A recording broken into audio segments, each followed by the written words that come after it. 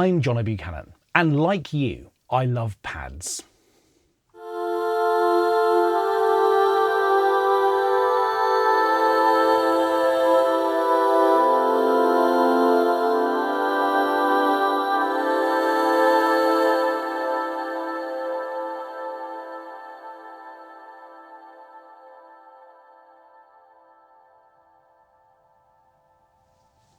You're welcome.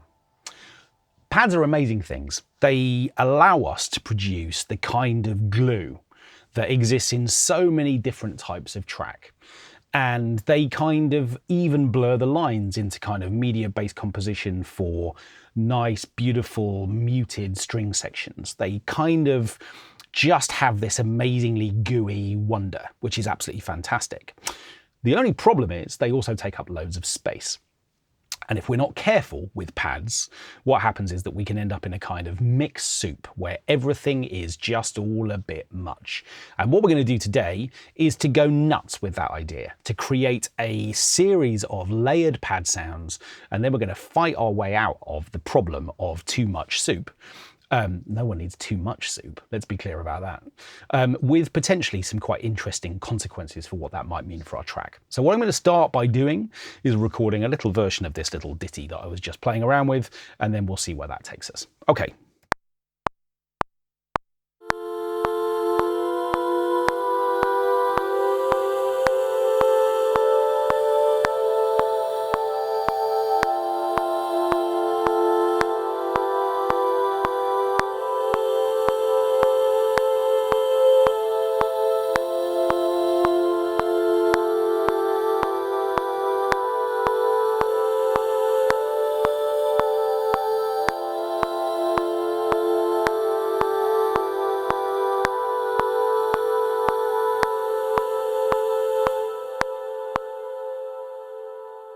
You're welcome again. Okay, so let's get out of our dreamlike state for a moment. So this is a patch from Alchemy called the Angelic Choir, and what I'm going to do is to kind of get its timing under control. And one thing I'm also going to do is to get its dynamics under control. We're going to just use a fixed dynamic layer, which makes everything a velocity of 64.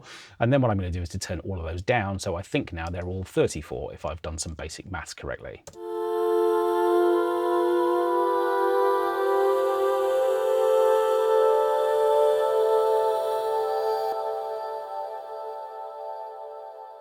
Okay, and that sounds nice. So what I'm going to do is to take that same sound, or that same part that I've just recorded, and I'm going to copy it down to two more pads that I've set up, which are also Alchemy patches, and you can see their names in the tracks if you want to go and find these for yourselves.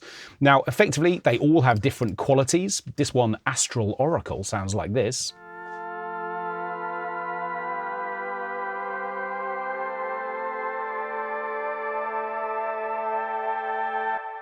Now, effectively, what I've got with that first Angelic Choir patch is this kind of floaty, high-end, wondrous thing.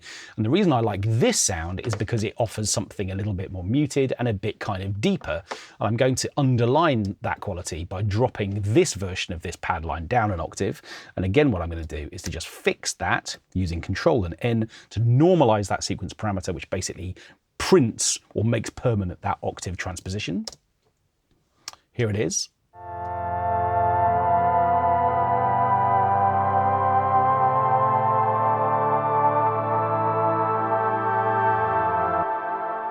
Nice. And this is Cirrus Clouds. Of course it is.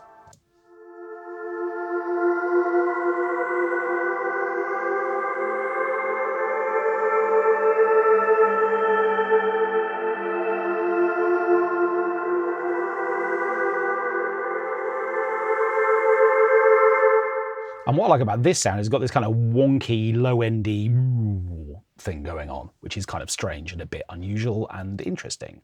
So together, I've now created my kind of pad soup. Three separate sounds, all broadly playing the same part, and I'm willing to bet kind of a mix in their own right.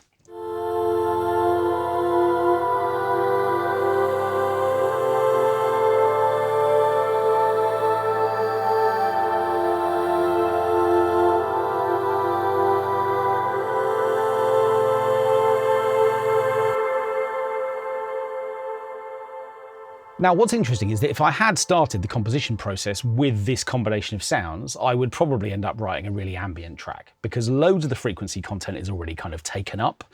It's established a sort of chord progression and a harmony, and I'm sort of thinking, yeah, I might stick a low bass in this, and then I'm kind of done, right? Maybe a bit of reverb and delay, and off to sleep we all go. But what I'm interested to do is to see whether or not we might be able to create something far more dynamic than this. Now, the first thing to say is that obviously, Alchemy gives us a chance to immediately experiment in a number of different ways with different sonic treatments. And even if Alchemy is a synthesizer that you don't fully understand, we've made a couple of other videos about Alchemy, so do go and watch those.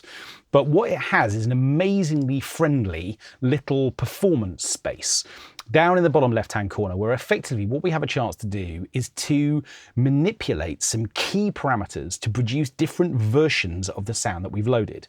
I'm going to just solo this sound to show you what I mean. So effectively, we're looking at a snapshot of parameter settings, which have been labeled big room. I don't really know why. I mean, you really need a very big room for an angelic choir. Let's be clear about that. But effectively what happens is that as I move around this space, you can begin to see that certain parameters are changing. So for example, the color frequency, the delay amount, the ring modulation, all of these are just beginning to move in different ways, producing some different snapshots of this sound. The core sound isn't changing, but the parameters that have been assigned to it have changed or do change as I move that around. And of course, that's going to have really big sonic implications for the way that this pad sounds when I press play.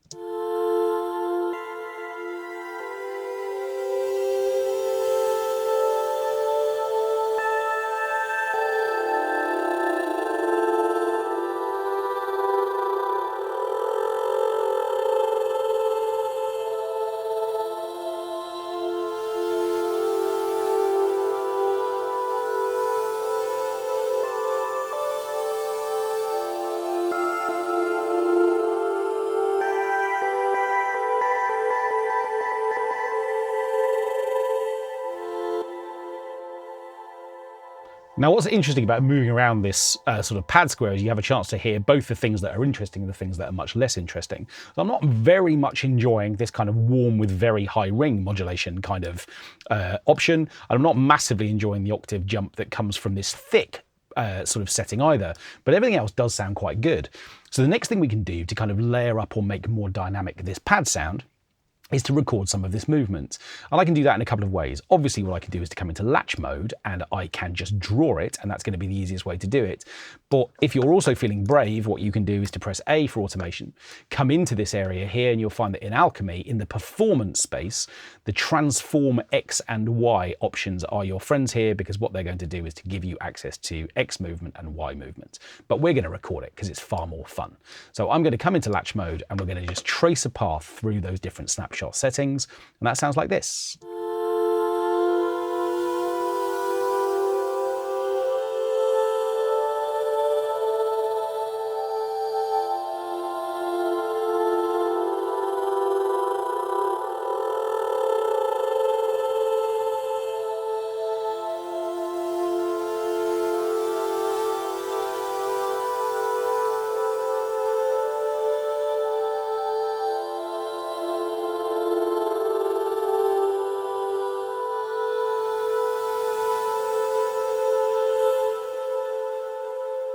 Back to the start just in time. Okay, so what we've effectively got is two separate lines of automation data, because they're going to have been created together. So there is the X pad and there is the Y movement as well. So we effectively have a chance to see how we've kind of dipped from the top row down to the bottom row in that second lane.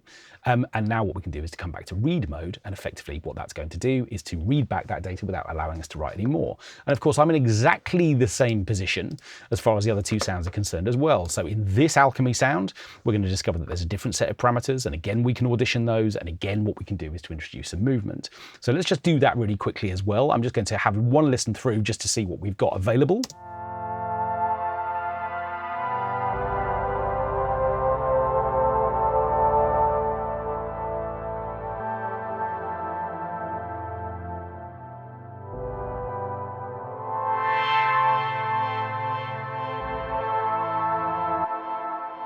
Okay, some nice options here. Let's have a go.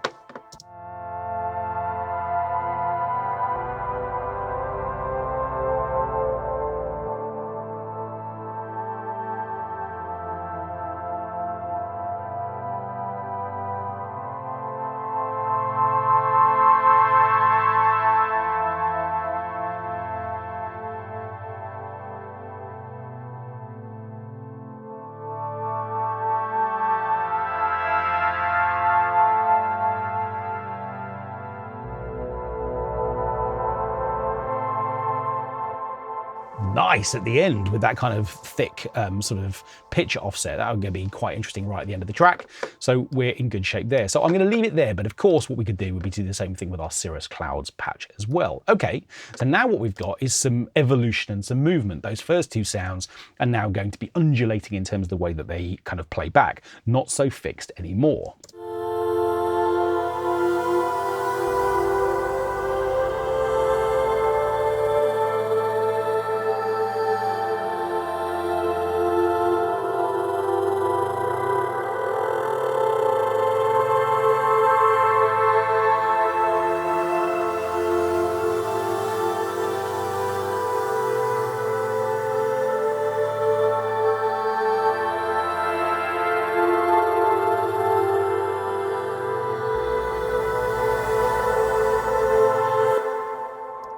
And that's really nice. Suddenly we've got this shape to the overall sound.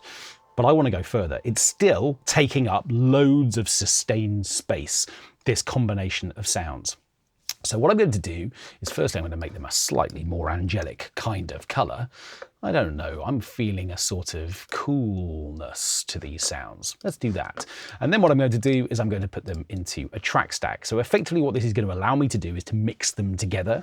I'm going to choose my summing stack option, and I'm going to hit create, and then what we're going to do is to label this as pads. Now that's fine, easy. Now what I've got is a single volume fader, which is going to allow me to turn the volume up and down, but it allows me to do some other stuff too. Now then, what I've also done within this project is to set up a trigger track, and this is an ultra beat patch, which in fact I think just playing the default drum kit that opens when we open Ultrabeat. And the reason that I've loaded this sound is because it's got 3 sounds in it, all of which are kind of a bit hi-hatty, which I'm interested in. This one, did I say hi-hatty?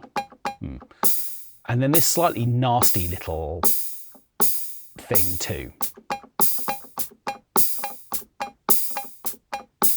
Okay, that's a different track. Okay, so the reason I like these 3 sounds is that this one's short, this one's a bit longer, and this one's longer still. And what I want to do is effectively trigger those pads from a combination of these 3 sounds. I'll show you what I mean. What I'm going to do is I'm going to open up the pads, and onto this track, what I'm going to do is to come down to dynamics, and I'm going to open up the noise gate. Now, effectively, normally what would happen with noise gates is effectively the way that they work, and again, we've made videos about the noise gates, so do go and watch that, is that effectively there is a threshold point, and what that does is basically to let through sounds that breach that threshold, and then the gate closes when the volume drops below a certain level. But what we can do with this is to basically feed the noise gate a sidechain input trigger. This is an instrument track and it's my trigger track. So up here in the top right hand corner, I can go and find the sound which is going to trigger the noise gate.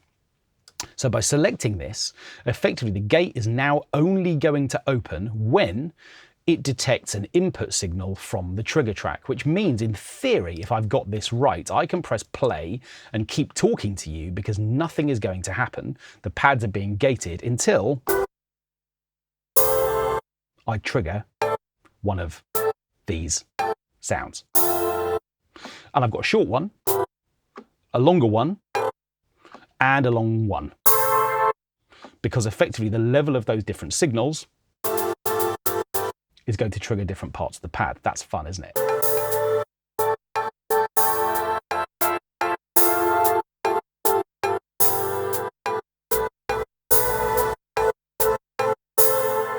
So what I'm going to do next is using the metronome is to record a kind of rhythm out of these pads. And remember, the rhythm is simply coming from the triggers that are hitting the noise gate. And the noise gate opens when it detects that signal. Okay, let's try something.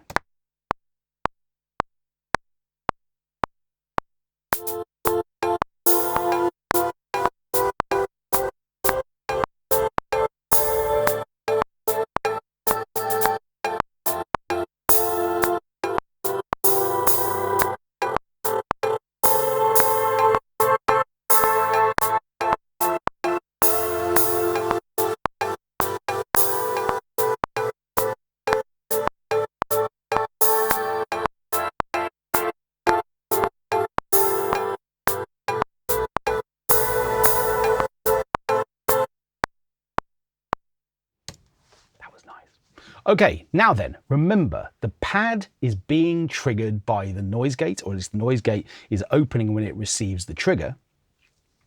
And the trigger has been played in by me live. Now, the temptation, therefore, would be immediately to quantize this, because remember, it's a rhythmic thing that is opening and closing, but I want a little bit of this to be a bit smudgy. So I am going to quantize it. Let's come to 16th notes. But what I'm going to do is to just take the quantize strength down to 70%. It felt like I quite liked some of the kind of wonk that had been introduced there. Now then, the only problem with this, of course, is that I don't really want to hear the hi-hats. Whilst they are doing a really important thing, I don't want them to be sent to the output because I don't want to hear them. I don't want that sound to be part of the mix. So now that I've actually recorded these sounds, what I'm going to do is to turn the stereo output for this track off altogether.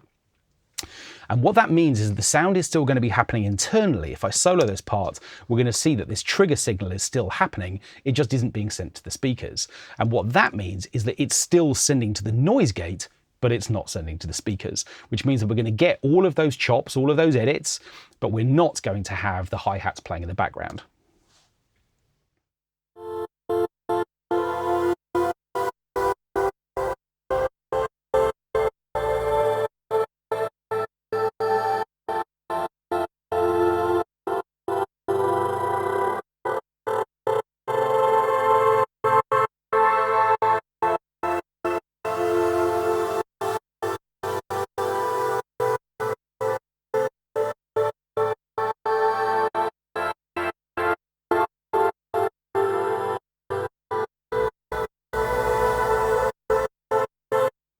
Isn't that interesting when we get that low note that came as a result of the Alchemy movement? So effectively, we've now got this kind of dynamic shape that's coming from the trigger, but we're benefiting from the fact that all of those pads are kind of evolving and doing interesting things as a result of that movement that we introduced with Alchemy as well.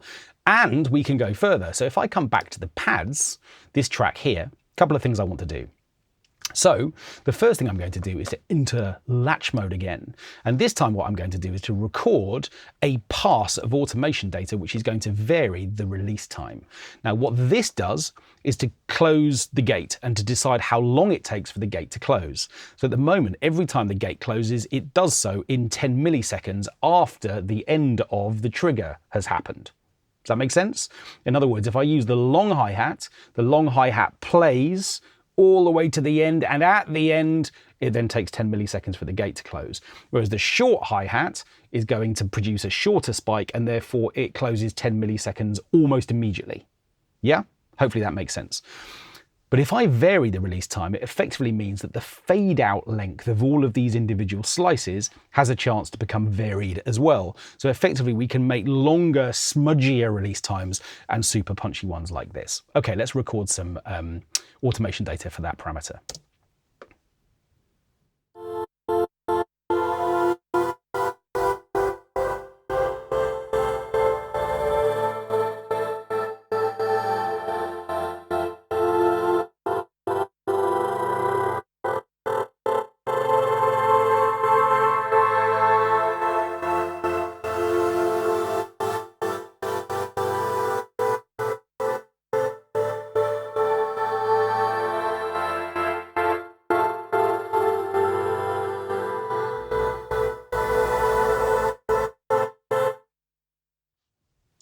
That's nice too.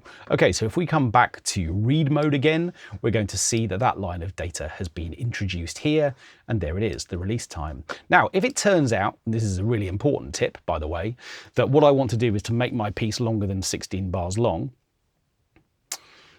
and I want to take that automation data with me, it would be a really good idea for me to make a region for this track, which allows me to draw a box around the automation data that I've recorded. And that way, when I copy all of this track to the right-hand side to extend its length, it will take the automation data with it. If there is no region, Logic can't copy automation data. So that's really important. So I'm going to just make a track literally by opening the pencil tool and drawing a box around that area. Okay, so we're in good shape. Now then, couple of other things we could do, but I think this is the moment to start hearing this a little bit in context. And there are some other noises that I've prepared for this track, which we're going to put into the mix as well. This is a kind of beat loopy thing, which I've chopped up and made an interesting little loop out of. Interesting look, it's listening to my voice, but we're not hearing that back, so that's important, that's good. Here's another little sort of collection of sort of short little sections of another loop that I've created and I've filtered.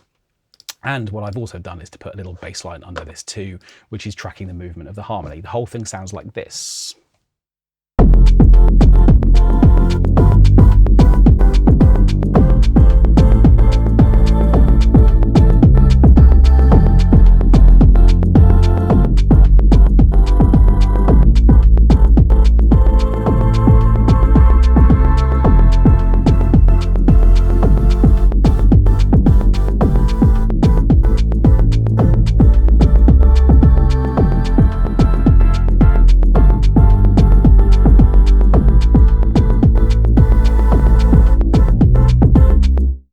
Okay, hopefully you're enjoying that. I definitely am. Okay, now a couple of other things I'm going to do.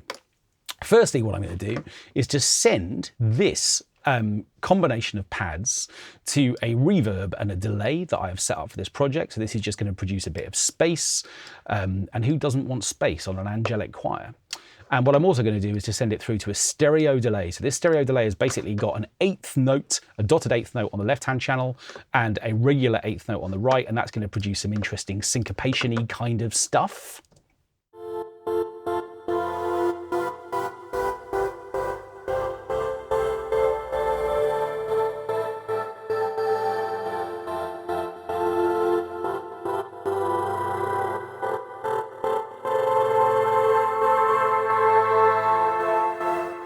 And that's nice. Now, one last thing I really want to try and just see whether or not this is going to work. Actually, I don't know. But I've just had an idea, which is that this beat loop, which sounds like this with the pads, by the way,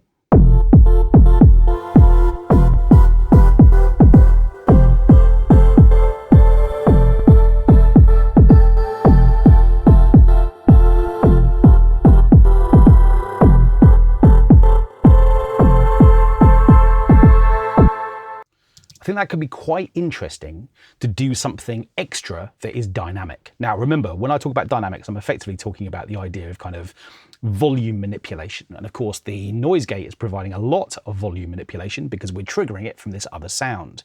Okay, so what would happen if I put a compressor on this sound? Let's come down to the dynamics and I open up the compressor and we go for something really punchy, like this, for instance. And what we then do is to route the beat loop, which is, I think, called Hard Noise Kick Beat 01.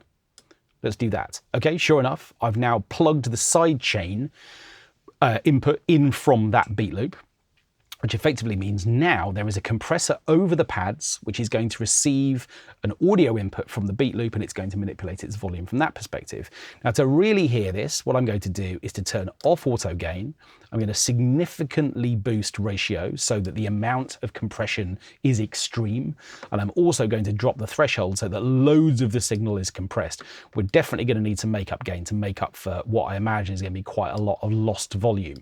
But what this is going to do is to use the beat loop to punch some volume holes in the already noise-gated collection of pads. Right?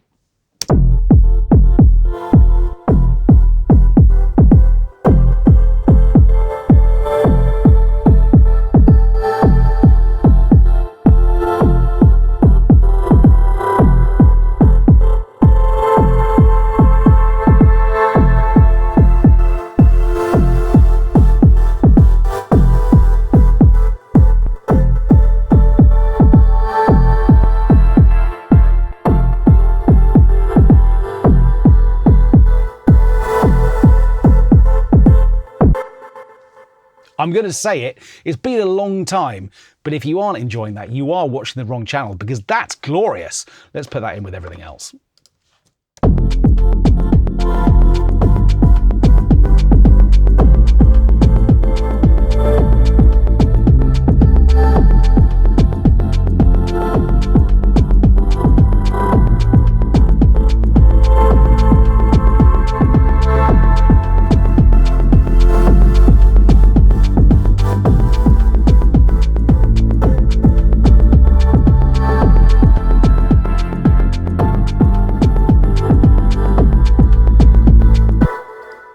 I've got to just hear what that sounds like with a little bit of mastering assistant on it too. You can go if you want to. I'm just going to make some more music.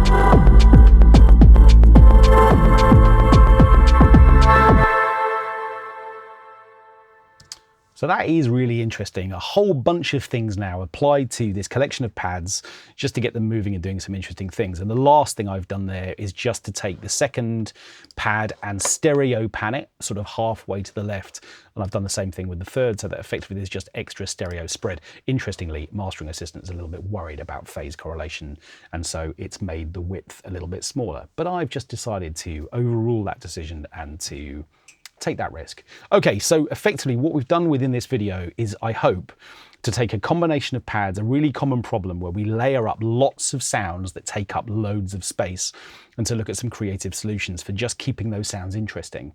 We've evolved the sounds within Alchemy using our XY pad to produce different sort of parameter snapshots to keep those sounds moving and alive. What we've done is to send a trigger into the noise gate so that effectively we can make those a kind of rhythmical part. We've added effects, and then what we've done is to take another separate rhythm and to route that sound into a compressor on the pads, so that again there is some unpredictability about the way that that sound behaves dynamically. So lots of stuff, I hope, to give you some ideas for how you can work creatively and dynamically with pad sounds.